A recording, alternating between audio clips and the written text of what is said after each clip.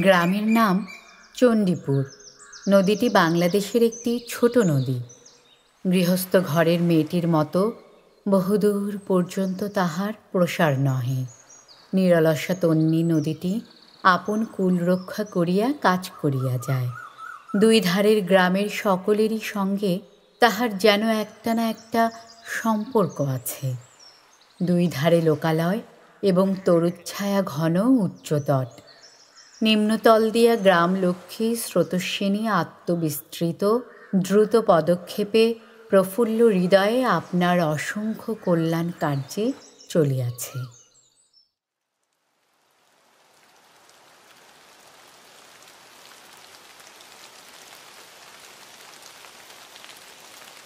গল্পকার সব শুনবো বাংলা।